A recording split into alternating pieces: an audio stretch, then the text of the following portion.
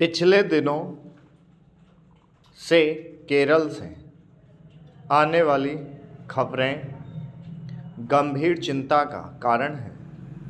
पहले इजराइल पर बर्बर आतंकी हमला करने वाले संगठन हमास के एक नेता ने मलप्पुरम जिले में एक कार्यक्रम को वर्चुअली संबोधित किया। इसके बाद कोची में ईसाइयों की एक प्रार्थना सभा में एक के बाद एक कई धमाके हुए, जिसमें एक महिला की मृत्यु हो गई और कई अन्य गंभीर रूप से घायल हो गए।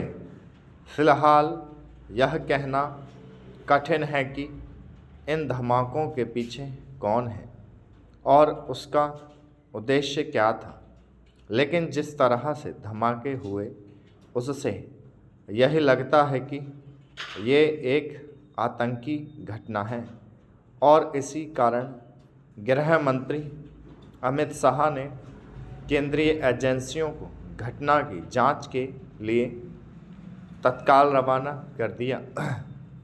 उन्होंने केरल के मुख्यमंत्री से बात भी की, लेकिन वह दिल्ली में फ़लस्तीन के समर्थन में धरने पर बैठे हुए थे।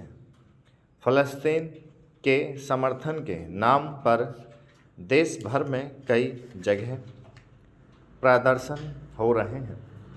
चूँकि भारत सरकार की यह नीति है कि फ़लस्तीनियों का अपना एक अलग देश होना चाहिए, इसलिए उनके पक्ष में आवाज़ उठाने में कोई हर्ज नहीं।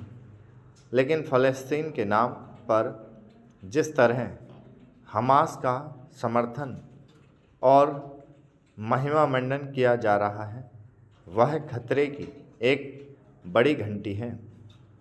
भले ही भारत ने हमास को आतंकी संगठन ना घोषित किया हो, लेकिन इस संगठन के तौर तरीके आतंकियों वाले ही हैं और इजराइल में उसने जिस तरह की बर्बरता दिखाई, उससे तो वह सबसे खूंखार आतंकी संगठन इस्लामिक स्टेट को भी मात करता हुआ दिखता है। इससे दुर्भाग्यपूर्ण, चिंताजनक और शर्मनाक और कुछ नहीं हो सकता कि देश के कुछ हिस्सों में मुस्लिम संगठन हमास का समर्थन करने में लगे हुए हैं। हमास का समर्थन करना जानबूझकर आतंक की पैरवी करना है। यह दुखद है कि जब भारत के मुसलमानों को हमास की बर्बरता की निंदा करनी चाहिए, तब उनके कुछ संगठन उसकी पक्षधरता करने में लगे हैं। यह समझना कठिन है कि केरल की सरकार ने जमात-ए-इस्लामी हिंद की युवा शाखा के उस आयोजन को अनुमति कैसे दे दी, जिसमें हमास के नेता को वर्चुअली संबोधन करना था। भारत जिस तरह आतंकी हमलों का शिकार होता चला आ रहा है, उससे देखते हुए तो देश में किसी को भी हमास के पक्ष में बोलने से पहले 100 बार सोचना चाहिए था।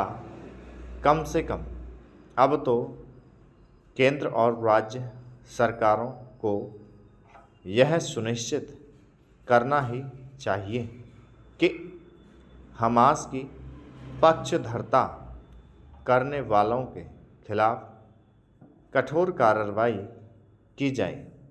यह ठीक नहीं कि फ़लस्तीन के पक्ष में खड़े होने वाले राजनीतिक दल।